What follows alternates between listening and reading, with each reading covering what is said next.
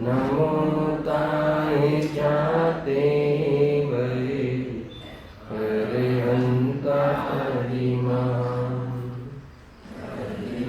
मंगल करियो महा ग्रंथ करने को का जाते मिले समाज सब पावे निज कदरा आत्म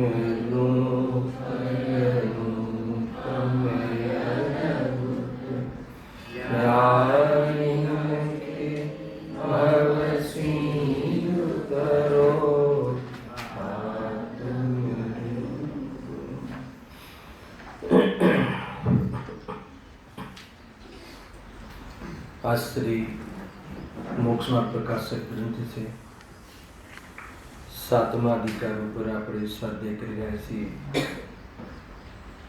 મૂળ પ્રકરણ તો છે નિશ્યાવાસીની સ્વચ્છંદતા અને તેમનું નિષેધ। જે નિશ્યાવાસી મિથ્યાદૃષ્ટિ જીવ છે એ જે બાહ્ય જે સાધન છે મોક્ષ માર્ગમાં વ્યવહાર સાધન છે એના પ્રત્યે નફરત કરે છે, દ્વેષ બુદ્ધિ કરે છે। તો દ્વેષ બુદ્ધિનો નિષેધ કરવાથી અર્થાત એના અભિપ્રાયમાં જે એનો નિષેધ છે એનું ખંડન કરવા અર્થે આ ચર્ચા અહીંયા પ્રારંભ કરી છે। કોઈ વ્યવહારનું સમર્થન છે એમ પણ નથી, પરંતુ એ વ્યવહારનો જે નિષેધ કરે છે એના જીવનમાં એના અભિપ્રાયમાં એ વસ્તુ એ સંબંધી અહીંયા વાત ચાલી રહી છે। એમાં જે બીજા પ્રકારની માન્યતા હતી એની ચર્ચા ગયા વખતે કરી હતી। 2-5 મિનિટ લઈ લઈએ છે વિષયને। એમ કહે છે પેજ નંબર 206 પર, વળી દ્રવ્યાદિકના અને ગુણસ્થાનાદિકના વિચારોને પણ વિકલ્પ ઠરાવે છે। એટલે જે જીનવાણીમાં દ્રવ્ય ગુણ પર્યાય આદિ ગુણસ્થાન માર્ગના સ્થાન જીવસ્થાનની જે ચર્ચા છે એના વિચારો કરવાનો નિષેધ કરે છે, તો તે વિકલ્પ છે। પંડિતજી બહુ સુંદર જવાબ આપે છે। પહેલા તો એ કહે છે કે વિકલ્પ છે, વાત તારી સાચી છે તો વિકલ્પ જ, પરંતુ ઉપયોગ નિર્વિકલ્પ ન રહે। સાંભળ, ઉપયોગ નિર્વિકલ્પ ન રહે અને તું આ ધાર્મિક શાસ્ત્રના આધારે દ્રવ્ય ગુણ પર્યાય આદિના વિચારો ન કરવાનો, એ વિકલ્પો બી તું ન કરે તો શું કરીશ? તો અન્યથા વિકલ્પ થાય, તો બીજા પ્રકારના વિકલ્પો થશે। કહ્યું ને પેલા, ઉપયોગ તો નિર્વિકલ્પ નથી, બીજા વિકલ્પો રહેશે। કહે છે કે એ વિકલ્પો રાગ ગર્ભિત હશે, ઘણા રાગ ગર્ભિત હશે, અર્થાત તીવ્ર રાગવાળા હશે, તીવ્ર કષાયવાળા પરિણામ હશે। અને એક સિદ્ધાંત કથન પણ કહી દે છે, આ યાદ એટલા માટે કરાવું છું, બહુ સૈદ્ધાંતિક વાતો છે કે નિર્વિકલ્પ દશા તો નીચલી ભૂમિકાની વાત છે, કે વળી નિર્વિકલ્પ દશા તો નિરંતર રહેતી નથી નીચલી ભૂમિકામાં। કેમ? કેમ કે છદ્મસનો ઉપયોગ જે છે એમાં એકરૂપ ઉત્કૃષ્ટ રહે તો કેટલું રહે? તથાયોગ્ય અંતર રહે। એના પછી ઉપયોગ ત્યાં નિર્વિકલ્પ તો રહેતો નથી, અને એના પછી તું આ વેદ જ્ઞાનના તત્વના આ બધા વિચાર કરવાનો નિષેધ કરે છે, તો રાગ ગર્ભિત અન્ય વિષયોનો ઇન્દ્રિય ભોગના વિષયોમાં જ તારી પ્રવૃત્તિ જશે। તો એનાથી બચવાની વાત અહીંયા કહે છે। પછી જ્યારે એને આ વાત કહી ત્યારે એમ કહે છે, સાંભળજો, બહુ અદભુત વાત છે, ફરી સાંભળીએ તો પણ આપણને વાંધો આવ્યો નથી। ફરીથી એ કહે છે કે ઠીક છે કે માર્ગના સ્થાન ગુણસ્થાન આદિના વિચારો તમે કહો છો, તો એ શું કામ કરીએ? જ્યારે વિચારો કરવાનું કહો છો તો અમે આત્માના જ વિચારો કરીશું। લખ્યું ને, હું આત્મ સ્વરૂપનું ચિંતન અનેક પ્રકારથી કર્યા કરીશ, પણ માર્ગના સ્થાન, ગુણસ્થાન, પ્રમાણના વિષયો, ગુણદ્રવ્ય, ગુણપર્યાય એનો વિચાર નહીં કરો. એમ કહે હું આ વિચારો કરીશ. તમે કહ્યું ને તું આ વિચારો નહીં કરે એનો શું ઉપયોગ? તો શુદ્ધ છે નહીં, નિર્વિકલ્પ છે નહીં, તો તું વિકલ્પો અન્ય કરીશ. તો કે નહીં, અમે આત્માના વિકલ્પો કરીશું અનેક પ્રકારથી.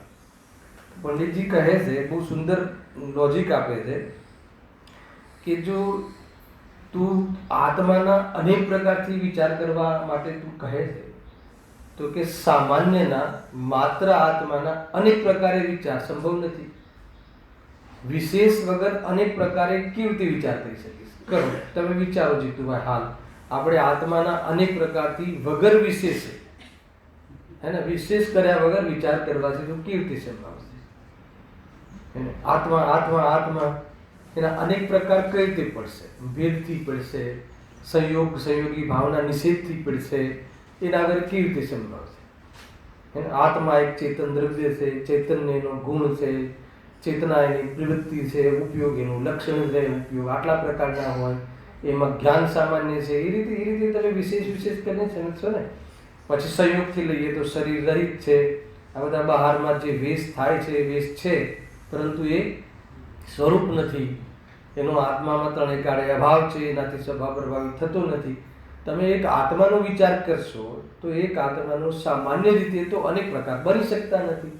એટલે એને વિશેષ પ્રકારેનો તમારે અભ્યાસ વિચાર કરવો પડશે. લખી દઈએ તથા વિશેષ કરીશ તો દ્રવ્ય, ગુણ, પર્યાય, ગુણસ્થાન અને માર્ગણાદિ શુદ્ધ અશુદ્ધ અવસ્થા ઇત્યાદિના વિચાર થશે. પછી ફેર એના તરફથી કહે છે કે વળી સાંભળ, જો બહુ ઓર ખુલાસો કરે છે કે કેવળ આત્મા જ્ઞાનથી, માત્ર એકલા આત્માના વિચારો કરવાથી તો મોક્ષ માર્ગ થતો નથી. આ વાત લાસ્ટ ટાઈમ બી કહી હતી કે બહુ કઠોર લાગે છે કે એકલા આત્મજ્ઞાન એટલે શાસ્ત્રના આધારે એકલો આત્માનો જ વિચાર કરે કે હું ગાયક છું, હું ગાયક છું, હું ગાયક છું, તો એનાથી મોક્ષ માર્ગ અહીંયા કહે છે કે નહીં થાય. ગજબ છે. તો મોક્ષ માર્ગ કેવી રીતે થશે? તો મોક્ષ માર્ગની વિધિ બતાવી દીધી એક લીટીમાં. કેવી રીતે લખ્યું કે જીવાદી 7 તત્વોનું શ્રદ્ધાન અને જ્ઞાન અને એ પૂર્વક રાગ બટાડવાનું ચારિત્રની પ્રવૃત્તિ, એને મોક્ષ માર્ગ થશે. લખ્યું છે ને જીતુભાઈ? એમ જ છે ને? અહીંયા લખ્યું જો પણ 7 તત્વોનું શ્રદ્ધાન જ્ઞાન થતા રાગાદી દૂર કરતા મોક્ષ માર્ગ થશે. હવે જ્યારે એને એમ કરવું હોય, જીવાદી 7 તત્વોનું શ્રદ્ધાન જ્ઞાન કર્યા વગર રાગાદી મટાડવાનો ઉપાય સંભવ નથી. અને એ કર્યા ને કરીને પછી રાગાદી ન મટાડે તો બી મુક્તિ મળતી નથી.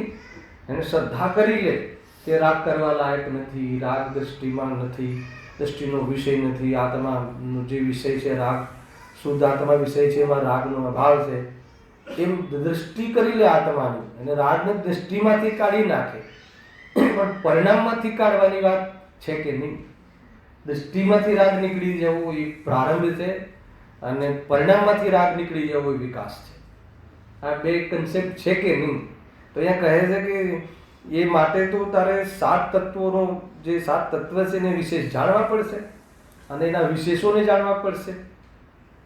જે 3-4 જે સિલેબસ છે, સિલેબસમાં જે 3-4 મેટર છે, એ સ્વ શું છે, પર શું છે, એને દુઃખરૂપ કયા ભાવ છે, સુખરૂપ કયા ભાવ છે, સુખના કારણ શું છે, દુઃખના કારણ શું છે, એનો ઉપાય શું છે, અગર એ સંબંધી વિચાર કરવો હોય તો 7 તત્વ તમને સમજ્યા વગર અસંભવ છે. ખ્યાલ કઈ વાર થઈ ચૂક્યું છે આ વિષય, નવું નથી. આજે હું તમને કહું છું, ઇમ્પોર્ટન્સ છે. માન લો કે તમારે આપણે સુખી થવું હોય તો કેટલી વાતની ધ્યાન રાખવી પડે? સ્વ શું છે, પર શું છે, બરાબર છે? સુખના કારણ શું છે, દુઃખના કારણ શું છે, અને સુખનો ઉપાય શું છે, દુઃખનો ઉપાય શું છે. આમાં 7 તત્વ આવી ગયા કે ના આવી ગયા? જીવ તત્વ હું છું, બાકી બધું પર છે. આશ્રવ બંધ દુઃખરૂપ છે, દુઃખના કારણ છે. સંવર નિદ્રા સુખરૂપ છે, સુખના કારણ છે, અને મોક્ષ સુખરૂપ છે. એ રીતે આપણે સમજીએ છીએ તો 7 તત્વ રીતે સમજવા પડશે. એ 7 તત્વનું શ્રદ્ધાન કરવું એટલે હેગને ઉપાધિની ચાલ રમવી, હેગને ઉપાધિ રૂપ જ્ઞાનને નચાવવું અને એ પ્રમાણે આત્મદૃષ્ટિ કરવી અને રાગના ભાવનો ઉપાય કરવો, પુરુષાર્થ કરવો, એ આખું પેકેજ જે છે મોક્ષ માર્ગ છે એમ છે. એટલે 7 તત્વ જાણવા પડશે. લખ્યું જ આગળ કે હવે 7 તત્વોનો વિશેષો જાણવા માટે જીવ અજીવના વિશેષો, આ કર્મ આશ્રમ બંધાદિકના વિશેષો અવશ્ય જાણવા યોગ્ય છે, જેથી સમ્યક દર્શન જ્ઞાનની પ્રાપ્તિ થાય. ચલો, સમ્યક દર્શન જ્ઞાનની પ્રાપ્તિ થઈ ગઈ, પછી શું કરવાનું? ત્યાં આપણે આવ્યા હતા ગઈ વખતે, બરાબર છે? શું આવ્યું? ત્યાર પછી શું કરવું? માનો આત્મદર્શન થઈ ગયું રાજુભાઈ, પછી શું કરવું? હું ચૈતન્ય સ્વરૂપ છું, રાગથી રહિત છું, રાગ મારી ચીજ નથી, એમાં મારું લક્ષણ નથી, એ મારો સ્વભાવ નથી, એ મારી જાત નથી, એક જાત છે, પરજાત છે, બધું કહ્યું, બરાબર છે? ચૈતન્ય સ્વરૂપ મારી જાત છે, હું એ જાતિનો છું, હું સિદ્ધોની જાતિનો છું, બધી જ વસ્તુ દ્રષ્ટિ થઈ ગઈ, એવી દ્રષ્ટિ થઈ ગઈ, એવું સ્વવેદન જ્ઞાન થઈ ગયું, વેદ જ્ઞાન રૂપ પરિણામ થઈ ગયું. પછી શું કરવાનું? પછી કંઈ કરવાનું કે નહીં?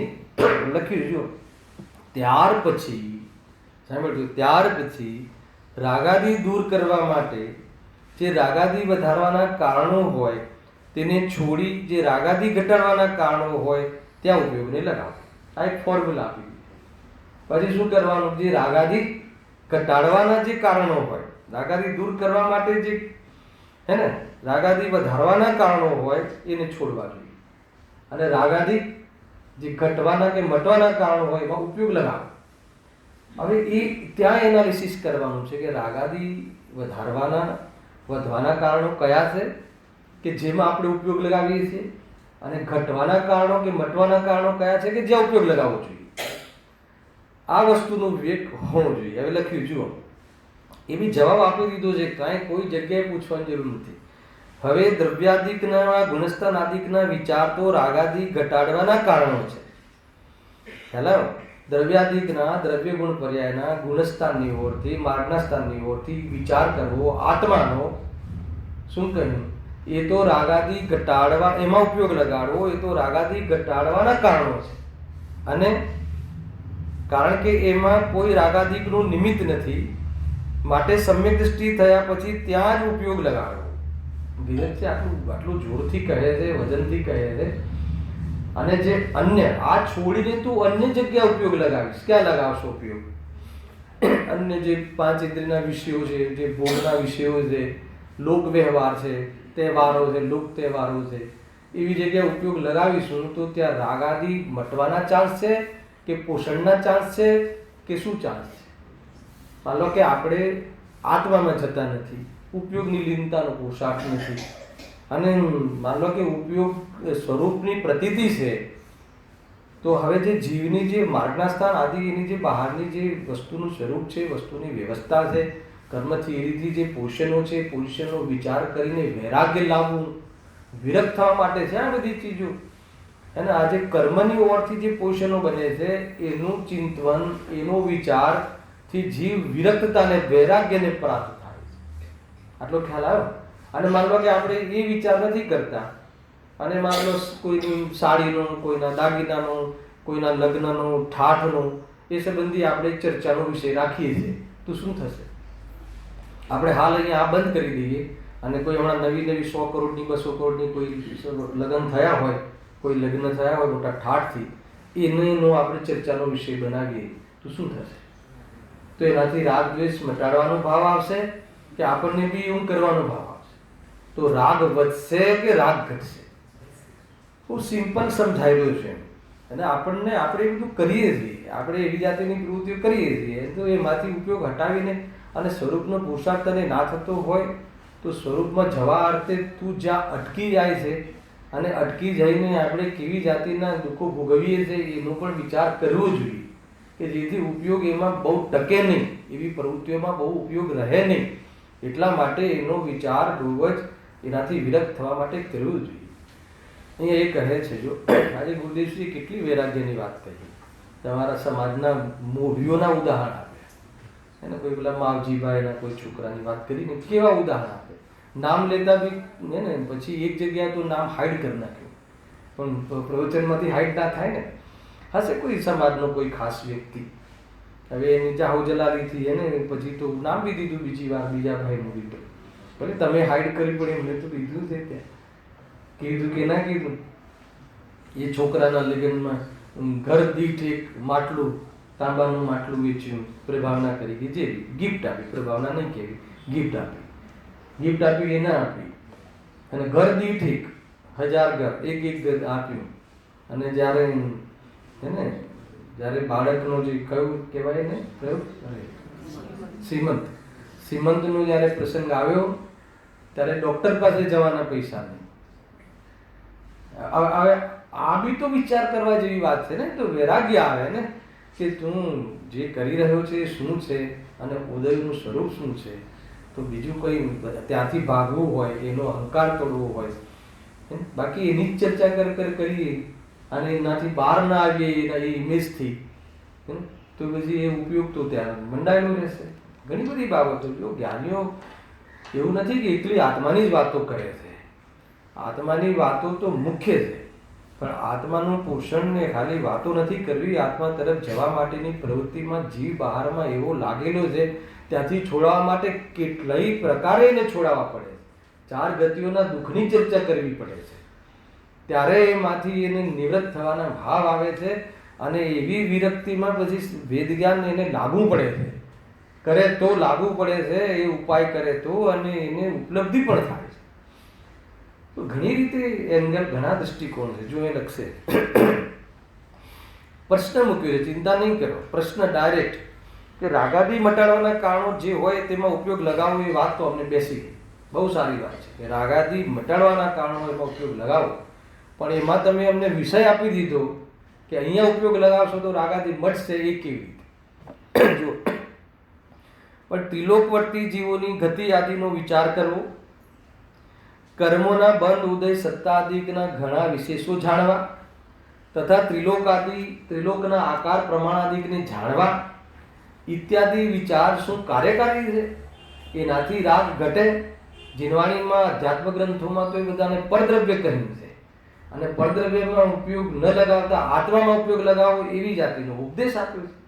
અધ્યાત્મ ગ્રંથોમાં તો એમ કહે છે, ને તમે એમ કહો છો કે તું આમાં ઉપયોગ લગાવ, તો પછી તારો રાગ મટશે. અપેક્ષાઓ છે, અપેક્ષિત કથન છે. આ છોડીને તું અન્ય જગ્યાએ લગાવીશ તો તારો ઉપયોગ રાગવર્ધક હશે, રાગનું પોષણ હશે. અને સ્વભાવમાં ઉપયોગ લાગતો નથી. અને સ્વભાવ સંબંધી જે વિશેષતાઓ છે એ બહુ લિમિટેડ છે. અધ્યાત્મનો વિષય બહુ લિમિટેડ છે. પૂરી જીનવાણીની સામે અધ્યાત્મનો વિષય કેટલો ખ્યાલ આવે કેમ? અને એક વખત તમને ભણાઈ નાખ્યું એ કે આત્માના વિશે, પછી તમે એના પછી અને ભણાઈ નાખ્યું ને પ્રતીતિ થઈ ગઈ, પછી રાગ બટાડવા માટે આ ગુણસ્થાન આદિના વિચારો કરવા બહુ જરૂરી છે. પંડિતજી એમ કહે છે, બહુ વિચાર કરવા જેવું છે. કે ખરેખર એક વસ્તુ આમાં એક ખ્યાલમાં આવે છે કે ગુણસ્થાન આદિ વિચારો કરવા જોઈએ. એ સંબંધી દ્રવ્ય ગુણ પર્યાય પ્રમાણના વિષયનો વિચાર કરવા જોઈએ. જે એ સંબંધી રાગસ્થાનના વિચાર કરવા જોઈએ. જીવ ક્યાં ક્યાં ઉપજે છે એનો વિચાર કરવો જોઈએ. તો એ કહીને કોઈ આમ એમ નથી કે હું કે અનિવાર્ય રૂપથી છે. સાંભળજો, એ જે જાણવાનો એને જે નિષેધ કરે છે, એને જે જાણવાની એલર્જી બતાવે છે કે એ વિષયો જાણીને શું કરવું છે, એને ફાલતુ લાગે છે, તો એ જે એની જે દ્રષ્ટિ છે, એનો જે સંબંધી જે જાણવાનો નિષેધનો જે અભિપ્રાય છે, એ અભિપ્રાયનું ખંડન કરવા અર્થે આનું સમર્થન છે. તમે સાંભળ્યું? પણ કોઈ એવું નથી કે તમે આ લોક વિશે નહીં જાણો અને એનું જાણવું અનિવાર્ય છે, નહીં જાણો તો સમ્યક દર્શન નહીં જ થાય, એવી જાતિની ચર્ચા નથી. ખ્યાલ આવે કે નહીં? એવી જાતિનું એકાંતથી પંડિતજી વાત નથી કરતા, કેમ કે મુમુક્ષુ સભામાં આ વાત કહેવી બહુ જરૂરી છે. કેમ કે નહીં તો આપણે તો એ જ સાંભળ્યું છે ને કે આ બધું તો પરદ્રવ્ય છે. અરે જ્યાં કેવલ જ્ઞાનને બહિતત્વ આત્મા કહેતું હોય ત્યાં ગુણસ્થાન આદિ અને એ બધી ચર્ચા કરવાની વાત તમે એ સમાજની સામે મૂકો અને એને ગળે ઉતરે તો કેવી રીતે સંભવ છે? તો કે નહીં, એમ નથી, તને ખ્યાલ નથી. વાત તો બધી જ મૂકવામાં આવશે, પણ જે તારા અહીંયા વાત કરવી ના કરવીની કઈ વાત નથી. અહીંયા તારા અભિપ્રાયમાં તું એને નિષેધ કરે છે કે એ તો બધી વિકલ્પ છે, વિકલ્પ છે, વિકલ્પ છે. તો તું જે છોડીને જે વિકલ્પ કરે છે એ વિકલ્પનો બાપ છે. હાલ કે એ બતાવે છે નિર્વિકલ્પ થતું નથી. એને જોડે જોડે એ કહે છે કે એટલું જ માત્ર નથી, આ વસ્તુ જે છે ને એ કોઈ એનો વિચાર કરવો કોઈ ખરાબ વાત નથી. એનો વિચાર કરવો પણ એ સારી વાત છે, ભલી વાત છે. કેમ કે એનાથી કશાયો મંદ પડે છે, અને કશાયો મંદ પડે છે ત્યાં આત્મ ભેદ જ્ઞાન કરવાનો અવસર તૈયાર થાય છે, જીવ તૈયાર થાય છે. એનાથી તમારી કશાય શક્તિ ડાઉન થાય છે અને આત્મતત્વનો વિચાર કરવાનો માહોલ બને અને પછી વિચાર કરે છે તો પછી એ આત્મા એ વિચારમાં પણ એને વાચ્ય પકડાઈ જાય છે અને અનુભૂતિ થઈ જાય છે. એ રીતે જો આમ લખ્યું પણ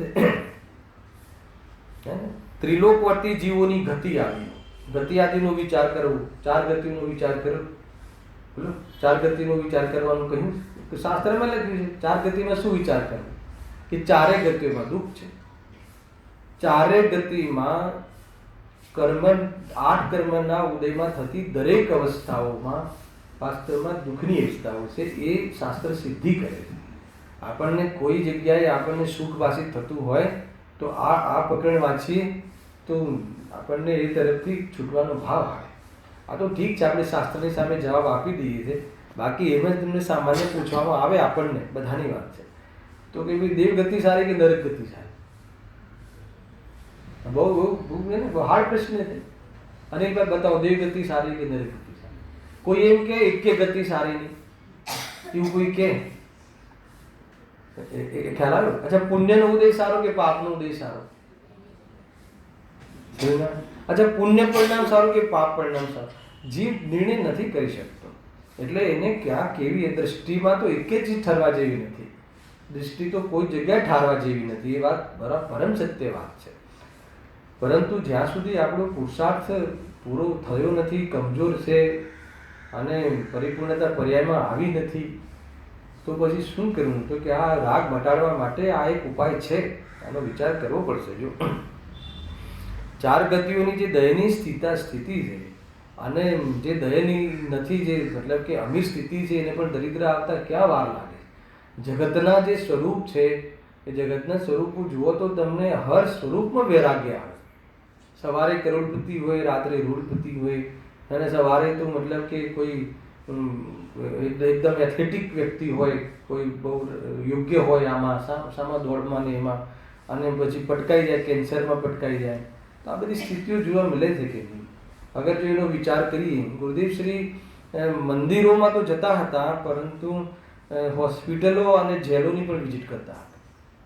શાના માટે કરતા હતા? તમને એવું લાગે છે ઉપદેશ આપવા માટે કરતા હતા? ઉપદેશ આપવું એમનું વિઝન જ નહોતું. વૈરાગ્ય જાગૃત થાય છે એમાં. આપણી જે સુષુપ્ત અવસ્થાઓ છે, એકવાર તમે જઈ આવો, ખાલી તમે એકવાર વિઝિટ કરો, એમાં બી તમે જનરલ વોર્ડમાં જઈ આવો, હે ને? પેલા VIP વોર્ડમાં નહીં જતા, નહીં તો પાછું મન થઈ જશે કે આપણે રોકાઈ જઈએ. હાલ આવે કે નહીં? જનરલ વોર્ડમાં એકવાર જવાનું, કેવી સ્થિતિ હોય છે, અને એકવાર એમનું તમે એને એમની સાથે વાટાઘાટો કરો, એમનો એક વખત તમે ઇન્ટરવ્યૂ લો, કેવી દશા હોય, કેવી પરિસ્થિતિ હોય. ખ્યાલ આવે ને? એક દાગીનો વેચીને કાર્ય થતા હોય તો આપણને વિચાર આવે કે આવા સંસારમાં રહેવા લાયક નથી, હે ને? તો એ પ્રમાણે બી નિવૃત્ત થવા માટે ચાર ગતિની વાતો શાસ્ત્રમાં લખી છે અને એની એ રીતે ઉપયોગિતા છે એ લખ્યું ને, બરાબર છે. પછી કર્મોના બંધ, ઉદય, સત્તાધિકના ઘણા વિશેષો જાણવા. 10 પ્રકારની અવસ્થાઓ છે ને કર્મની, 10 અવસ્થાઓ કઈ છે ખ્યાલ? જો આ લખી, 3 તો લખી: બંધ, ઉદય, સત્તા, ઉદીર્ણા, સંક્રમણ, અપકર્ષણ, ઉત્કર્ષણ, નિદત્તિ, નિકાચિત, ઉપશમ છે ને. આ બધી 10 થઈ ગઈ. 10 પ્રકારની અવસ્થાઓ. 10 પ્રકારની જે અવસ્થાઓ છે આ જે કર્મની, એને કેમ જાણવી જોઈએ? કે જીવના પરિણામો સાથે એને સંબંધ છે, નિમિત્તિક સંબંધ છે. કર્મ ગમે તેવા બાંધ્યા હોય, પરંતુ પરિણામો વેદજ્ઞાન રૂપી રાખે તો કર્મમાં સંક્રમણ આદિ થઈ જાય છે. ખ્યાલ આવે કે નહીં? એ રીતે. અને કોઈ બી પરિણામમાં કર્મનો બંધ કેવું પડે છે કે જે બહારમાં આગળમાં આવવાવાળી સ્થિતિઓ, એવા ચીકણા કર્મ નિદાન બંધ કરવું, એને ભલે અત્યારે જરૂર ના હોય તો બી નિદાન બંધ કરવું. આપણે આવું હોય તો હર સમય નિદાન બંધ કરે છે. હું આવું કરીશ, અમારે બી આવશે ત્યારે હું આમ કરીશ. હર સમય નિદાન બંધ થાય. આર્તરૌદ્ર ધ્યાન કરવાના જે બાહ્યના કારણો છે એ કારણો ઉભા કરે છે. મતલબ જીવને ધર્મ ધ્યાનથી વંચિત રાખવાની પરિસ્થિતિમાં રસ પડે. હવે જો એ 10 કર્મની અવસ્થાઓ, કર્મને લઈને જે અવસ્થાઓ વ્યવસ્થાઓ વિશ્વની જે થાય છે, અગર એ જો સમજમાં આવી જાય તો જીવને વૈરાગ્ય આવી જાય, જીવને નિમિત્ત પરથી દ્રષ્ટિ હટી જાય. આપણે લઈએ છીએ ને બે ઝંડા લઈએ છીએ જનરલી, એક વસ્તુ સ્વરૂપ અને એક વસ્તુ વ્યવસ્થા. જે પણ વ્યવસ્થા છે ને એ કર્મકૃત છે, જીવકૃત નથી. જે પણ દીકરાનું મળવું, પત્નીનું મળવું, કેટલું રહેવું, શરીરમાં આત્મા કેટલું રહેવું, શરીર કેવું મળવું, કયા રંગનું મળવું, કેવા આકારનું મળવું, અને સફેદ વાળ ક્યાં સુધી રહેવા, અને ખરી જેવા ન રહેવા, બધી જ વસ્તુ એને એક એક જે એનો કારીગર છે ને, કોણ છે? નામકર. બધાને ખ્યાલ છે 3 પ્રકારના ભેદ છે. બરાબર વ્યવસ્થા અને એને સોંપેલી છે જીવે પહેલા એ પ્રમાણે વ્યવસ્થાઓ થાય છે. તો એ વ્યવસ્થાઓમાં અહંકાર કરવો, મેં કર્યું, કાં તો કોઈના પર આરોપ આપવો કે આને બગાડ્યું. અગર જો કર્મ વ્યવસ્થા સમજી લે, બંધ, ઉદય, સત્વ, એને ઘણા લોકો પહેલા જ્યારે અમે સ્ટડી કરતા ને આપણે લૌકિકમાં, ત્યારે જૈન ધર્મની બહુ હાસ્ય ઉડાવે. તમે કહો છો કે નહીં, કર્મ પ્રમાણે થાય છે. જુઓ ને આપણા નેતાઓને, જુઓ ને કેટલા બધા લોકો આતંકવાદીઓ કેવા કામ કરે છે. તો બી કેવું અમેરિકામાં જુઓ, બધી વ્યવસ્થા, સૌથી ભ્રષ્ટ લોકો છે ને એ બાહ્યમાં, અમેરિકાથી અમુક કન્ટ્રીઓમાં ભ્રષ્ટતા જે છે એને ક્વોલિટી માનીને એ લોકો ત્યાં રહે છે. અને ત્યાં વ્યવસ્થા સૌથી સારી છે. ઇન્ડિયામાં તો કાંઈ વ્યવસ્થા જ નથી. અને જે કુકર્મ કરવા વાળાઓને બહારમાં અનુકૂળતાઓ છે, તો એ સત્તા, બંધ, ઉદય, ઉદીર્ણા, અને પછી ઓલું કયો કાલ, આબાદા કાલ, અગર એને ખ્યાલ હોય ને તો એ એવા પ્રશ્નો જ નથી. એવા પ્રશ્નો ન થાય એટલું નહીં, એ સંબંધીની અનુમોદના ન કરે અને એ સંબંધીનું અંદરમાં ભાવના ન ભાવે. તમને ખ્યાલ છે આપણે એવા વિચારો હોય કે અહીંયા આપણે બધા સારા કામ કરીએ છીએ, સ્વાધ્યાય કરીએ છીએ, પ્રભાવના કરીએ છીએ, તો બી આપણને તકલીફો પડે છે. 2 ટાઈમના ભોજનની બી અત્યારે બહુ તકલીફો આવવા લાગી છે. મંદી પણ જબરદસ્ત છે. અને આ લોકો બધા નેતાઓથી લઈને આ બધા અન્ય લોકો કેવી જાતિના, બધું માંસાહાર છે, આહાર બી માંસનો છે, અને બધા જ પ્રકારના વ્યસનો છે. પણ એમને કેટલી અનુકૂળતાઓ છે. આવી ભાવનાનો અર્થ શું? ખ્યાલ આવે કે એમને સમજ્યું? આવો અંદરમાં ભાવ ચાલતો હોય કોઈને, અને કેમ ચાલે છે? કેમ કે એને કર્મની બંધ અવસ્થા, 10 અવસ્થાઓનું સ્વરૂપ ખ્યાલ નથી. આ સ્વરૂપ ખ્યાલ હોય તો આવી જાતિના વિચારો ના કરે. અરે પુણ્ય પણ એ જેટલું બાંધ્યું છે એટલું આવીને જશે. એનો પુણ્ય ખર્ચાઈ રહ્યું છે ને બળી રહ્યું છે, હે ને? ખર્ચ થોડી સારી છે, બળી રહ્યું છે. અને પાપનો ઉદય આવે ત્યારે રોતા નહીં આવડે. ગુરુદેવ શીખે છે, રોતા નહીં આવડે. અને તત્વનો અભ્યાસ કરવાનું ચૂકી જાય છે. અને જ્યારે પછી પાપના ઉદયમાં બહારની વ્યવસ્થાઓનો આદિ જીવ, એનો આદતવાળો જીવ વ્યવસ્થાઓ કરવામાં જ ઉપયોગ લગાવે છે. દરિદ્ર થઈને ભિખારા વેળા કરે છે. અને તત્વજ્ઞાન ત્યારે બી નથી કરતો. સરવાળે તો એ પોતાના આત્મજ્ઞાનથી અને સુખ સ્વયંમાં પડ્યું હોવા છતાં પણ એ બાજુ નજર માત્ર કરવાથી વંચિત રહીને આ જીવ એ અવસર ચૂકી જાય. બહુ શાંતિથી વિચાર કરવા જેવો છે. વૈરાગ્યની વાતો બહુ જરૂરી છે. હર પ્રકારના પ્રસંગો હોવા જોઈએ. એ રીતે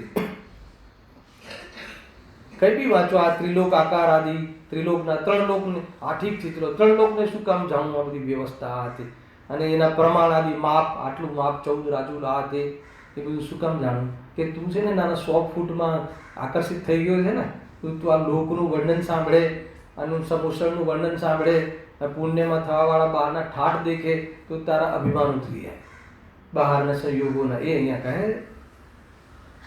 અને હમણાં જ ને આપણે 3 લોકમાં નંદીશ્વર દીપનું હમણાં તો દેવો જતા રહ્યા છે પોતપોતાના વિમાનો લઈને છેલ્લા દિવસે. તો જાય છે કે નહીં?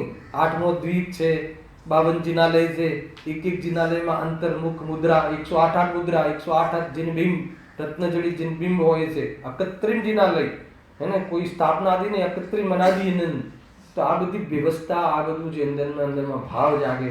અને અહીંયા બેસીને આપણે ત્યાં નથી જઈ શકતા, તો અહીંયા બનાવ્યું તમે, અહીંયા નીચે પટ ગોઠવેલો ત્યાં, અને પૂજન કરતા હતા. તો એ લોકની જ ખબર ના હોય તો આ ભક્તિમાં બી નિમિત્ત બને છે. અને એની 3 લોકનું વ્યવસ્થિત, લોકાલોકનું સ્વરૂપ સમજીએ, આખું એનું માપ, પ્રમાણ, જે બધું ફિક્સ છે. અને બધું મતલબ કે સ્વયં રચિત છે. કોણે બનાવ્યો આ લોક? વિશ્વની રચના કોણે કરી? હા, અકર્તાનો નિર્ણય થાય, અકર્તાનો સ્વાદ આવે, કર્તૃત્વનું ઝેર ઉતરી જાય, જીવને અંદર પણ નિરાંત રહે, એટલું બધો લાભ થાય છે. કઈ સામાન્ય વાત થોડી. તો એના વિશેષો જાણવા જરૂરી છે. એને આ જે જીનાગમનો કોઈ બી અંશ, જીનાગમનું કોઈ બી અંગ ફાલતું નહીં સમજ. તું એને જાણવાનો ઇનકાર કરે છે, એ તારો જે નિષેધ છે એ નિષેધનું ખંડન કરવા માટે અહીંયા પંડિતજી કહે છે. હાલ આવે કે ને કોઈ જીવને એવું થાય કે નહીં, કોઈને અભિમાન થઈ જાય, કોઈ કે આટલી બધી જાણકારી કરે કરનાર યોગને આ ને તે, અભિમાન થાય કે ના થાય? તો કે અભિમાન તો થવા જેને કરવું છે એને તો અનેક રીતે થાય છે. એ તો સમયસારને બી માધ્યમ બનાવીને અભિમાન કરી શકે હે ને. અધ્યાત્મમાં પાવરફુલ છું, મને 415 ગાથાઓ યાદ છે, ક્યાંયથી બી પૂછો, જોવાની જરૂર નથી, અને મારે પ્રવચન કરવા માટે ગ્રંથની જરૂર જ નથી પડતી, આમ કહીને મૂકી દે તો શું બતાવું તમારે? હાલ આવી કે નહીં ભાઈ, અભિમાન કોઈ અધ્યાત્મ એને કરવું તો માધ્યમ અધ્યાત્મ ગ્રંથને બી તો બનાવે છે ને. જરૂરી થોડી છે કે એ તો એને અણસમજણ છે તો અભિમાન તો કોઈ બી લઈને કરશે. કોઈ એવું થોડી છે માર્ગના સ્થાનને કરનાર યોગ આવડતું હશે તો અભિમાન કરશે, એવું જરૂરી નથી. કે તારી જે સોચ છે ખોટી છે, બહુ બધું સમજવા જેવું છે. હજુ ઇત્યાદિ વિચાર શું કાર્યકારી છે, મેં તો જવાબ જ આપી દો શું કાર્યકારી છે. પરંતુ પંડિતજી જે જવાબ આપે છે એ સાંભળો, ગજબનો જવાબ છે. એને વિચારતા પણ રાગાદી વધતા નથી. અહીંયા શું કહ્યું? અહીંયા રાગાદી વધતા નથી એમ કીધું, રાગાદી થતા નથી. એ પછી પેલા રાગાદી વધતા નથી એનો અર્થ એ છે કે એ સિવાયના જે વિચારો છે એ તો રાગાદી વર્ધક છે. પેલા એ નક્કી કર્યું, માર્ગના સ્થાન આદિ સિવાયના કોઈ વિચારો, કોઈ બી વિચાર કરો તમે, જે બી આપણે જે બતાવો બિપિનભાઈ, આપણે જે મેરેજ આદિમાં આપણા વિચારનો વિષય શું બનતો હોય જનરલી, અને એ રાગ દ્વેષ ચેક થાય છે કે નહીં. માનો તમે એક ભોજનની ડીશ લીધી તો મને બતાવો કે તમે શું ભોજન જમો છો. આપણે બધા આપણે શું ભોજન જમીએ છીએ બતાવો. કસાઈને પીએ છે ને, 2000ની ડીશ છે, છતાં આનું ભાન ના રાખ્યું, આના કરતાં ફલાણાની ડીશ સારી હતી. ખ્યાલ આવે કે મને બતાવો કે એ જે જ્ઞાનનું જ્ઞેય આપણે બનાવીએ છીએ તો એ જ્ઞાનના જ્ઞેયમાં જે બી છે રાગ દ્વેષનું પોષણ થાય છે ને, અને એનો મહિમા આવી જાય તો, અને સ્ટેટસ છે એનાથી સ્ટેટસની ભાવના જાગી ગઈ તો મિથ્યાત્વ પ્રબલ થાય છે. અગર એ સ્ટેટસનો વિષય લાગી ગયો, બતાવો જે મોક્ષ માર્ગમાં પ્રવર્તન કરે છે, મને બતાવો ભાઈ ચેતનભાઈ, કે મોક્ષ માર્ગમાં પ્રવર્તન કરે છે એ ગરીબ ઘરમાંથી આવે છે કે રાજપાટમાંથી આવે છે, એનું કોઈ બી ઇફેક્ટ હોય ખરી કે ના? કોઈ મતલબ કે ઇન્દ્ર કોઈ આવે મોક્ષ માર્ગમાં પ્રવેશ કર્યો, અથવા કોઈ ઝૂંપડપટ્ટીના કોઈ વ્યક્તિએ મોક્ષ માર્ગમાં પ્રવેશ કર્યો, તો એ જે જ્યાંથી આવે છે, પૂર્વમાં જ્યાંથી આવે છે, એ કોઈ માયને રાખે છે કે નથી રાખતું? રાખે છે માયને? કઈ માયને નથી રાખતું. તો પછી એના માટે ઉપાય કરવો, એની ચર્ચા વાર્તા કરવી, એના માટે રાગ દ્વેષ કરવા, એની વિકથાઓ કરવી, અને વિકથાઓ કરવીને રાગ દ્વેષ રૂપ જીવન વધારવું, અને કર્મની બધા કોટા વધારવા. તો કે એના કરતાં તો માર્ગના સ્થાન આદિ તું વાંચીશ તો કમસે કમ તને એ રાગાદી વધશે નહીં. એની ચર્ચામાં જુઓ કેમ પાછું કારણ બી આપે છે. કારણ કે એ જ્ઞેયો ઈષ્ટ અનિષ્ટ રૂપ નથી. બહુ જોરદાર વાત થઈ હે ને, એમાં કોઈ ઈષ્ટ અનિષ્ટની વાત નથી. પણ તું જે ચર્ચા કરીશ સાથે મૂકતા જાઓ. આપણે જે ચર્ચા કરીશું, આપણે જે ચર્ચાનો વિષય બનાવીશું એ ઈષ્ટ અનિષ્ટની ઓળથી કરીશું. થાય છે કે નથી થતું? આપણી આદત જ પડી ગઈ છે ઈષ્ટ અનિષ્ટની ઓળથી. વ્યવસ્થા મળી, વ્યવસ્થા ના મળી, આમ થયું તેમ ના થયું, જબરજસ્ત છે કે નહીં? મને પૂછ્યું, મને ના પૂછ્યું, એ તો વળી પાછી ઓર બધી કથાઓ ચાલુ થાય છે. હા, અમને તો પૂછતા જ નથી, અમને પૂછ્યા વગર કર્યા કરે છે, અમારું કાંઈ હે ને, અમને કોઈ ગણતરી જ નમા નથી રાખતા. તમે માન લો કે પૂરા પ્રસંગમાં બંનેનું નામ ભૂલી જાઓ તો શું દશા થાય? સક્સેસ ના જાઓ તમે એ માટે, હે ને? જીતુભાઈ જમાઈ તરીકે જવાનું આ બતાવો ગયા હોય ને તેમ, અને આપણી થોડી પણ નોટિસ ના લેવામાં થોડું થોડું રહી ગયું હોય તો બધી શું દશા થાય છે? તો આ બધા રાગ દ્વેષના વિકરણો છે, શું દમ છે. ચાલો, ખરેખર મેં કાલે કોઈ મિત્ર સાથે વાત કરી, એ તો ખરેખર જે સગું તો સાધર્મી, બાકી કોઈ વાર પ્રશસ્તની ચર્ચા આવશે ને તો કોઈ સામાજિક દ્રષ્ટિએ કે સાંસારિક દ્રષ્ટિએ જે આપણું સગો છે અને એ સગાવાતની ઓરથી બધું નિભાવવું, એ તો અપ્રશસ્ત રાગ છે. હલાયો ને? પણ જે કોઈ સાધર્મી તરફની ઓરથી કોઈ એને અનુકૂળતામાં નિમિત્ત બનવું, એ પ્રશસ્ત રાગ છે. અને સાચો સગો જે છે, કેમ કે એને મોક્ષ માર્ગમાં આગળ વધે છે, કેમ કે એને કાંઈ બી અનુકૂળતા તમારા તરફથી પ્રદાન થઈ તો એ મોક્ષ માર્ગ વધારશે. અને જે લૌકિક ક્ષેત્રમાં જે તમે જે બાકીના જે સગા છે એના તમે વ્યવહાર નિભાવશો તો એમાં ક્યારેય બી સંતુષ્ટિ નહીં હોય, અને એમાં નિયમથી તમારે એમાં કાંઈનું કાંઈ એમાં રાગ દ્વેષના પીગળનું બનતા હશે. અને કદાચ કોઈ તમે નિભાવવામાં થોડાક એને પાછા રહ્યા, તમારો વ્યવહાર થોડો દરિદ્ર રહ્યો લૌકિકમાં, તો ભલે ને લખીને રાખે ખાતા પર, પ્રોબ્લેમ શું છે? આપણે તો મોક્ષે જવું છે ને, આપણે જ્યાં જવું છે ત્યાં એ આવશે નહીં લખી રાખશે તો, અને ત્યાં એ આવશે તો લખી રાખેલું એને કામમાં નહીં આવે. બોલો કેટલો સરસ માર્ગ છે, ના ખ્યાલ આવ્યો? આપણે જ્યાં જવું છે ત્યાં એ લખી રાખે કે ના લખી રાખે નથી, મતલબ નથી. શું મતલબ છે? અરે ખાલી એક માત્ર એવી શોક સભામાં એક કથન કહેવડાવવા માટે કે એમને એમના જીવનના બધા જ વ્યવહારો જબરજસ્ત નિભાવ્યા છે, એટલી લીટી માટે એને એનો આખો મોક્ષ માર્ગ દાગ પર લગાવી દે. ગજબ છે ભાઈ. એ કહે છે કે તું તારી પાસે ખૂબ બુદ્ધિ હોય અને બહારમાં પુણ્યની અનુકૂળતા હોય અને તો આમાં તું લગાવજે, આમાં સમય લગાવજે, ઉપયોગ લગાવજે. કેમ લગાવજે? કે જેનાથી એમાં ઉપયોગ લગાડવાથી રાગ દ્વેષ મંદ પડે છે. એમાં ઉપયોગ લગાવવાથી ગુણસ્થાન આદિ સમજવાથી, માર્ગસ્થાન આદિ સમજવાથી જીવ રાશિ ક્યાં ક્યાં ઉપજે છે, કેવા પરિણામોથી ઉપજે છે, એ સમજીને એવા પરિણામોથી વિરક્ત થવા અર્થે તારા જે જીવનના રૂટીન ભાવો છે એમાં મર્યાદા લાવવાની પ્રેરણા મળે છે. આવે છે કે નહીં? કે તત્વસૂત્ર વાંચો, આ ભાવથી અહીંયા જશે, આ ભાવથી અહીંયા જશે, તો કમસે કમ એનાથી એને ભય રહે છે. ભય રહે છે તો કસાયની તીવ્રતા મટાડીને મનતામાં આવે છે, અને મનતામાં આવે છે તો મનતામાં એને રોકાવો નથી, એ મનતામાં આત્મતત્વનો વિચાર કરવા માટે પ્રેરિત થાય છે. અને એમાં જો ઉપયોગ લગાવે, મંદ કસાયમાં તત્વ વિચારમાં ઉપયોગ લગાવે તો એને ઉપાયનું ફળ મળે જ છે. મને એક વસ્તુ બતાવો, જીતુભાઈ તમારો સ્વાધ્યાય ઘણું છે, તમારી પાસે મારા જેવો કોઈ વ્યક્તિ આવે ને પૂછે કે ભાઈ મારે સમ્યક દર્શન કરવું છે, મારે આત્માની પ્રતીતિ કરવી છે, મારે આત્મદ્રષ્ટિ કરવી છે, એનો ઉપાય બતાવો. આત્માની શ્રદ્ધા કરવી છે, ઉપાય બતાવો. શું ઉપાય બતાવશો?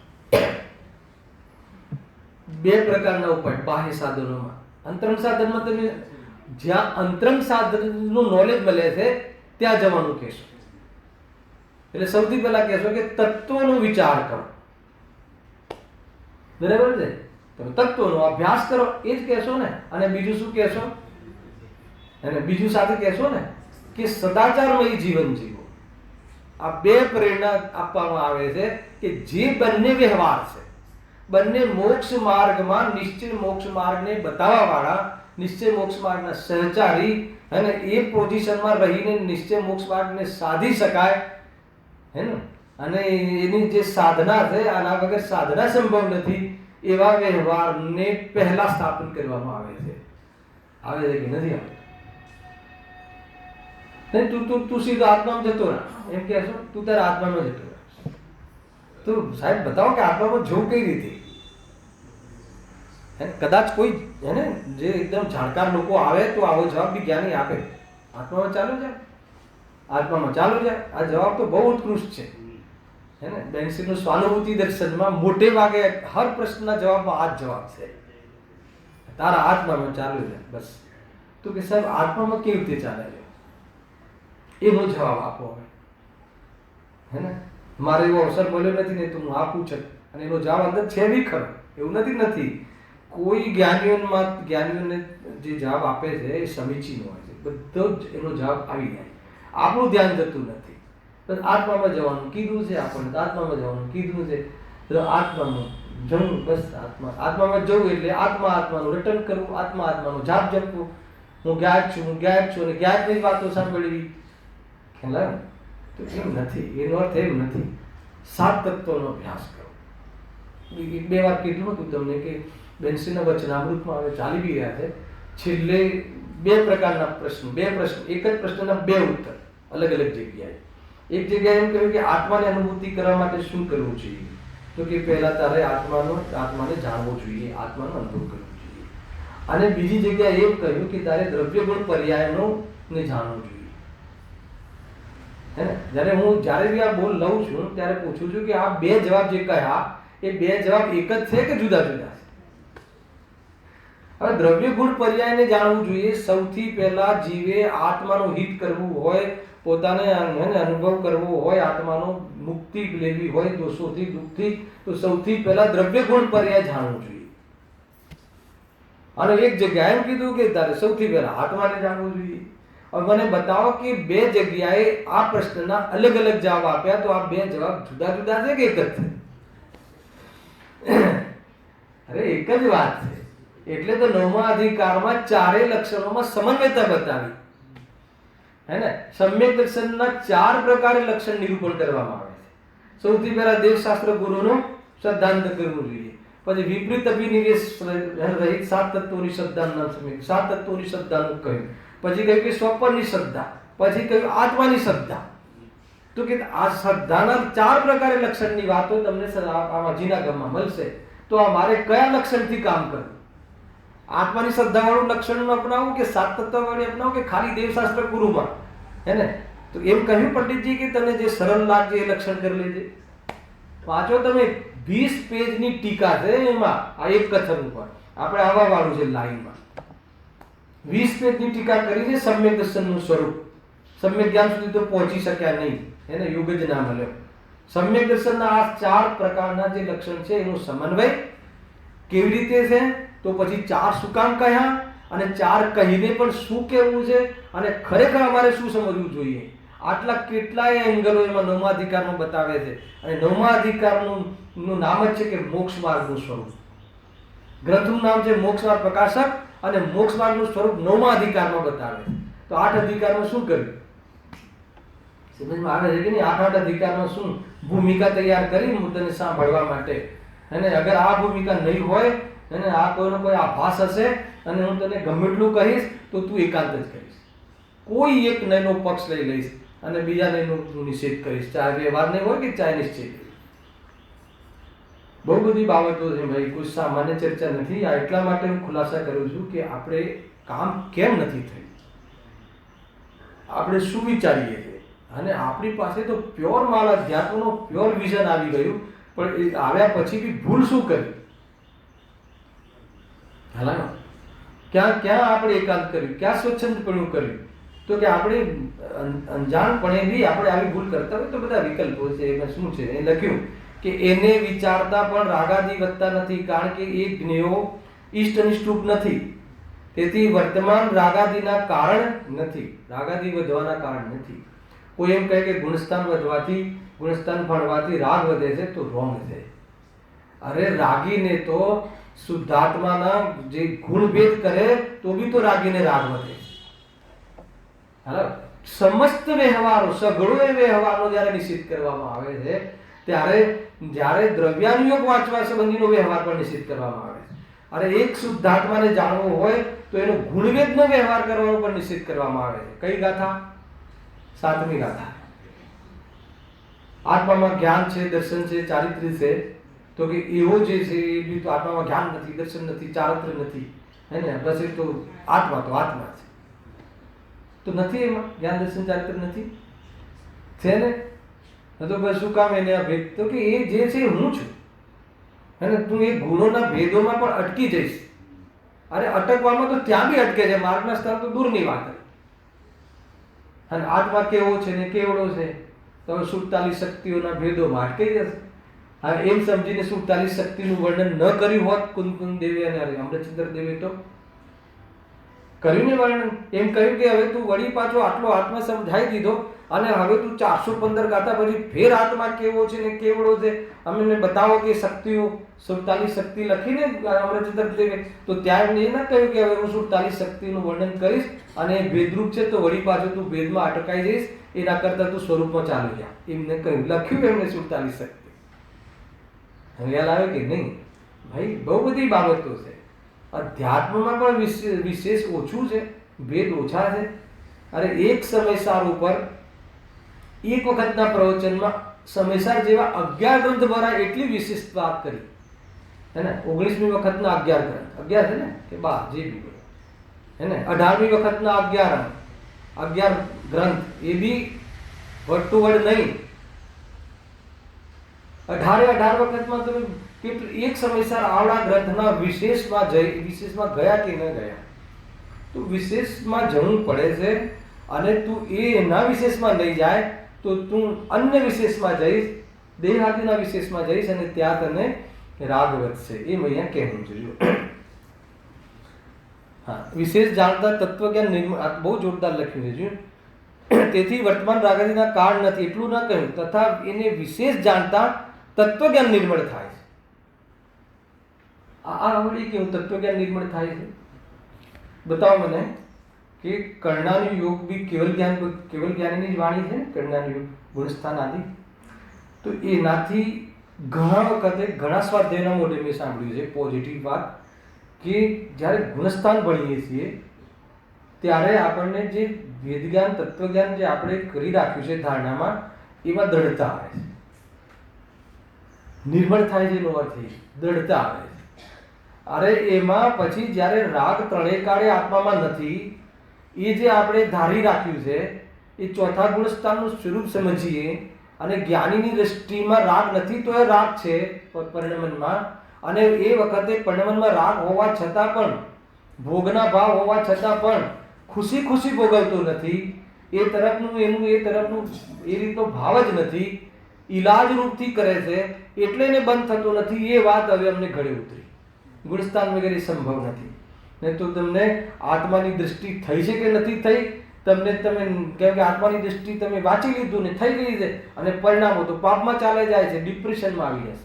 જીવને એમ થાય છે કે હજુ આટલા પાપ ભાવ આવે, ભલે બોલે એમ કે કઈને પાપ રહિત આત્મા, પરંતુ પાપથી ડરે તો છે. પાપથી ડરે છે, અને જ્ઞાની પાપથી ડરતા નથી. શું વાત છે! પાપનો નિષેધ નથી કરતા, પાપથી ડરતા પણ નથી. કેમ ડરતા નથી? કે પાપના પરિણામ વખતે બી એમાં એનો પક્ષ નથી લેતા, અને એ વખતે ભોગના પરિણામમાં પણ હે ને એમાં એને ખુશી ખુશી ભોગવતા નથી. એમાં કોઈ આત્મિક સુખ અને આ સુખ વચ્ચેને અંતર ભાસે છે. તો એ બધી બાબત છે કે નહીં? બહુ બધી બાબતો છે ભાઈ. પાપ છુપાવવાનો માર્ગ નથી, પાપ છોડવાનો માર્ગ છે. નિશ્ચયવાસી પાપ છુપાવે છે, છોડતો નથી. હેને જનરલી એક જનમાનસનું મનોવિજ્ઞાન શું છે? પાપનો છોડવાનું માનસ છે કે પાપને છુપાવવાનું માનસ છે? બતાવવાનું.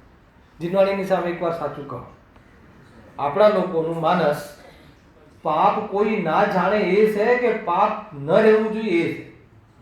તો અંતર છે બહુ, એટલા માટે એ જીવ જાણે. અને પેલો તો પછી નિશ્ચયવાસી તો છડે ચોક કરે છે. પછી તો એને શું છે? એને તો એમ છે કે ભાઈ તને ખ્યાલ નથી, એને રાગ મટાડવું છે કે નહીં, દૃષ્ટિમાં તે રાગને કાઢી નાખ્યો. એ રાગ તારી પર્યાયમાં રહે છે કેમ? આગળ તો હવે તપસ્યા વાળી કાલે વાત ખોલીશું ને, કલી કલી આમ ખીલી જાય એવી વાત કહી છે કે જોરદાર આપણને કોઈ દિશા મળે એવું છે. અગર જો દિશા વિહીન જે હોય અને અધ્યાત્મની કેટલી બી વાતે ચડી જાય તો એને કોઈ લાભ થતો નથી. એ રીતે છે. જો અહીંયા કહે છે કે તથા એ વિશેષ જાણતા તત્વજ્ઞાન નિર્મળ થાય છે, તેથી એ ભાવિ રાગાદિ ઘટાડવાના જ કારણ છે. ભાવિ હે ને, ભૂતકાળના રાગાદિ. હવે રાગાદિની દ્રષ્ટિ નથી પણ રાગાદિ તો છે ને. તો એ ભાવિમાં જે રાગ આવવા વાળો છે કે આવી રહ્યો છે, એ વર્તમાનમાં જે રાગ છે એ રાગથી દૂર રહેવાના પ્રયાસો જો સમ્યક દૃષ્ટિના જીવનમાં ના દેખાય તો એ સમ્યક દૃષ્ટિ કેવી રીતે હોઈ શકે? માનો કે તમારી રાગની દૃષ્ટિ, તમારે એક સિમ્પલ લોજિક, તમારે કોઈ વ્યક્તિથી તમારી એવી શ્રદ્ધા થઈ ગઈ કે આ વ્યક્તિ મારો અહિતકારી છે, બરાબર? હવે તમારી એની જે સંગતિ છે, એની સંગતિથી છૂટવાના તમારા પ્રયાસો કે એવા તમે મોકા ના લેતા હોય, એવો ચાન્સ તમે ના લેતા હોય, તો તમે તમારી દૃષ્ટિમાં એ અહિતકારી છે એવું કેવી રીતે માની? ના ખ્યાલ આવે? કોઈ બી ચીજ તમને અહિતકારી લાગી તો પછી તમારો દરેક કદમ, આપણું દરેક કદમ એનાથી છૂટવાની ઓર હોવું જોઈએ કે એમાં વધવાની ઓર હોવું જોઈએ? અગર જો તો એની છૂટવાની ઓર ના હોય અને એની છૂટવાની વાત કરીએ તો કહે કે એમાં શું છૂટવું છે? છૂટો જ છે. અરે છૂટો જ છે, એ તાકાત છે. છૂટો જ છે, એમાં રસ રહિત થવાની, એની રુચિ રહિત થવા માટેનું એ વાસ્તવમાં એ દવા છે, એ ઔષધિ છે. છૂટો જ છે એનો અર્થ શું ખબર છે? હું તમને એમ કહું કે રાગ રહિત થવાનો ઉપાય કરો ભાઈ, તો કે રાગ રહિત થવાનો શું? તો છૂટો જ છે, એ આપણું છે જ ક્યાં? અચ્છા, આ વાત ખોટી છે કે સાચી છે? અરે સાચી છે, પરંતુ તું જે અપેક્ષાથી કહે છે અને જે અહીંયા જે અપેક્ષાથી જ્ઞાનીઓ કહી છે, જ્ઞાનીએ કહી છે, એ અપેક્ષા તને લાગુ નથી પડતી. કે તું એમ કહીને રાગનું પોષણ કરે છે, પણ એ એટલા માટે કહેવામાં આવ્યું છે કે તું રાગમાં જાય છે તો છૂટો છે, એનો અર્થ એ છે કે એ અડતો નથી. એનો અર્થ એ છે કે એ જે ચીજ અડતી નથી એ તને લાભ નહીં આપી શકે. એટલે તું જાય તો આ દ્રષ્ટિ તારી સાચવજે કે એ લાભદાયી નથી, અને એ રીતે એમાં વર્તજે. સમ્યક રીતિ થે વેદજે, હે ને? શ્રીમદજી કહ્યું ને કે જ્ઞાની રાગાદી ભાવો ભોગાદી ભાવો સમ્યક રીતિથી વેદે છે. આ રીતે છે. તો ત્યાં શું થશે કે ત્યાં તારી ભોગવવાની જે શક્તિ છે એ સંબંધી તારી રુચિ છે, એ સંબંધી રુચિ નહીં થાય અને તારી અરુચિ ભાવ બલવાન રહેશે અને તું એનાથી નિવૃત્ત થઈશ. એ રીતે કહ્યું છે. પણ તું સીધું કે એ તો છે, એનો તો આધાર લેવાનો છે, એ તો બેઝ છે, એ તો શ્રદ્ધામાં એનું બળ વાપરવા જેવું છે. પણ એનો અર્થ એવો નથી કે એના અભાવનો, એને મટાડવાનો તારા જીવનમાં કોઈ ઉપાય જ દેખાતો નથી. તો અમે તને સમ્યક દૃષ્ટિ કેવી રીતે કહીએ? તમે તને રાગની દ્રષ્ટિ છૂટી ગઈ છે કેવી રીતે કહીએ? રાગના પોષણની બધી જ પ્રવૃત્તિ રાખીને તું કહે કે રાગ આત્મામાં નથી, તો તને રાગની દ્રષ્ટિ છૂટી છે અને આત્માની દ્રષ્ટિ થઈ છે એવું અમે તને કેવી રીતે કહીએ? અમે કેવી રીતે માનીએ? આખો ખ્યાલ આવે કે ના આવે? એ વાત હવે આગળ બહુ ખોલવા વાળા છે, એના ઉપર ચર્ચા આવવા વાળી છે. જો અહીંયા તો પેલી વાત ચાલે છે ને જ્ઞાનની વાત, કે ઠીક છે કે તમે લોકાદિની વાત તમે કહો છો, પણ સ્વર્ગ અને નરકાદી જે જાણીએ તો રાગદ્વેષ થાય છે. હે, બતાવો, સ્વર્ગ જાણીએ તો સ્વર્ગમાં જવાનું રાગ થાય કે ના થાય? અને નર્ક જાણીએ તો, અને નર્કનું જો જ્ઞાન કરીએ તો દ્વેષ થાય. અરે કેવો પાપી છે, નરકમાં પહોંચી ગયો, તો દ્વેષ થાય કે ના થાય? આ કોણ કહે છે? શિષ્ય કહે છે કે રાગ તમે સ્વર્ગ નર્ક જાણવાની વાત કર્યો છો, તો કે તો એમ થાય. પંડિતજી જે જવાબ આપે છે પહેલા સાંભળો તમે. ખરેખર તમને એ બી ખ્યાલ આવતો છે કે સ્વર્ગ નર્કની પરિસ્થિતિ જાણીએ અને જે રીતે જે એંગલથી વર્ણન કર્યું છે કે સ્વર્ગોમાં સ્વર્ગનું પુણ્યનું ફળ આ આવે છે, પણ ત્યાં બી દેવ દુઃખી છે, તૃષ્ણાથી જે દુઃખી છે. સૌથી વધારે દેવમાં ઈર્ષાથી દુઃખી છે. અને લોકમાં પણ જનમાનસ એવું રહ્યું કે પોતાને કોઈ બહારમાં સંયોગમાં તકલીફ હોય એનાથી દુઃખી ઓછો છે, એ બીજાને બહુ અનુકૂળતા છે એનાથી વધારે દુઃખી છે. દુનિયાની અંદર પણ દુઃખની દ્રષ્ટિ આવે છે. કોઈ વધારે સુખી હોય તો એને જોઈને વધારે દુઃખી થાય છે. અને એ સ્ટાઇલ, એ પ્રકારની પરિસ્થિતિ સ્વર્ગોમાં પણ છે. સ્વર્ગમાં પણ ત્યાં કેવી અદ્ભુત રીત છે. છેલ્લે 6 માસ શું કરે છે? વિલખે છે ને, આખી કવિતા છે, કાવ્ય છે. તો ક્યાંથી ત્યાં અમે એને દેવ કેવી રીતે કહીએ કે જે દુઃખી થતો હોય પછી દેવ કેવી રીતે કહીએ? છે કે નહીં? ભાઈ, સ્વર્ગોમાં પણ વર્ણન એટલા માટે કરવામાં આવ્યું છે કે સ્વર્ગ, અને સિદ્ધિ કરે છે કે સ્વર્ગમાં પણ આત્મદર્શન વગર દુઃખ છે, અને નર્કમાં આત્મદર્શન હોય તો ત્યાં એ પરિસ્થિતિમાં પણ જીવને સુખ છે. એ પરિસ્થિતિ છે. વાત આખી જુદી છે. જૈન શાસ્ત્રની કોઈ વાત અલૌકિક છે. જો અહીંયા પંડિતજી જવાબ આપે છે, સાંભળો, કે જ્ઞાનીને તો એવી બુદ્ધિ થાય નહીં. તમને ખ્યાલ આવે આ કથનમાં? તમે બતાવો કથનમાં શું કહેવું છે. કે પેલા એમ કહ્યું કે સ્વર્ગ નરકાદીને જાણવાથી તો ત્યાં રાગદ્વેષ થાય છે. કોણે કહ્યું? નિશ્ચયવાસી મિથ્યા દ્રષ્ટિ. પંડિતજી એની જ ભાષામાં જવાબ આપે છે કે જ્ઞાનીને તો એવી બુદ્ધિ થાય નહીં. કેમ કે તું તો જ્ઞાની છે ને, તું તો તને જ્ઞાની માને છે ને, અને જ્ઞાની માનતો હોય તો જ્ઞાનીને આવી બુદ્ધિ ના થાય, એટલે તું જ્ઞાની નથી. ખ્યાલ આવે કે કોઈ જ્ઞાનીને આવી બુદ્ધિ થાય કે રાગદ્વેષનું સ્વરૂપ જાણતા આપણને રાગદ્વેષ થાય? એ તો જ્ઞેય છે. કોઈ બી ચીજ જાણવાથી રાગદ્વેષ કેવી રીતે થાય? સમજમાં આવે છે કે નહીં? પણ આ તો પંડિતજી જવાબ આપે છે કે તું જ્ઞાની નહીં તો ન થાય. એક મનોવિજ્ઞાન તમને જોડે બતાવી દઉં કે કોઈ બી નિશ્ચયવાસી પોતાને નિશ્ચયવાસી માને કે જ્ઞાની માને, વ્યવહારવાસી પણ પોતાને જ્ઞાની માને. એક તો ભૂલ છે. ખાલી એક એવો જીવ છે જે સમ્યક સન્મુખ આત્માથી જીવ છે. એ જીવ જ એકમાત્ર એને આ પોતાના દોષોનો સ્વીકાર હોય છે. અને એ તમને ચોખ્ખું કે નહીં હજુ મારું કામ બાકી છે, હે ને. બાકીની શાબાશી એમ કે બોલતા આવડે આત્મા વિશે એને ધર્મ માન્યો હોય એ ન માને, એને દોષ તમે લોકમાં પણ તમે જે કોઈનો દોષ તમે કહીને જોઈ જોજો, અને તમે એના ગુણ કહો એની પ્રશંસા કરો તો ખુશ રહે, એનો દોષ કહો તો એ દિવસથી તમારી સાથે નારાજ થઈ જાય. તમે અમારા જે હું પ્રવચન કરું છું ને એ પ્રવચનના વખાણ કરો તો હું ખુશ રહીશ, પણ પછી પ્રવચનની સાથે સાથે ભાઈ છતાં પણ આજે એવી વાત ના આવી, એના કરતાં ફલાણા પંડિત આવ્યા હતા ને તમારા પહેલાં, હવે શું થઈ ગયું ખ્યાલ આવે કે નહીં. જીવ દોષ સાંભળવા તૈયાર જ નથી. બહુ બહુ મોટી આ ફિલોસોફી છે જીવની માનસિકતાની, કે જીવને અરે દોષ કહે, તમારો દોષ કોઈ બતાવે, ભલે વ્યંગથી બતાવે, ભલે તમારી નિંદા કરવા બતાવે, એનો અભિપ્રાય એની પાસે, પણ તમે એને મિત્ર માનજો. હે ગુણ તો બધા બતાવે, દોષ કોણ બતાવે? રીતે છો એ બતાવે. ખેર અહીંયા હવે આનો ખાલી ઉત્તર વાંચી લઉં છું, એનો વિસ્તાર કાલે કરીશું. જ્ઞાનીને તો એવી બુદ્ધિ થાય નહીં, અજ્ઞાનીને થાય. જ્યાં પાપ છોડી પુણ્ય કાર્યમાં લાગે ત્યાં કંઈક રાગાદિક ઘટે જ છે. આ જવાબમાં બી કંઈક વાત છે, એનો આપણે અર્થ લઈશું, એનું પ્રયોજન સમજીશું.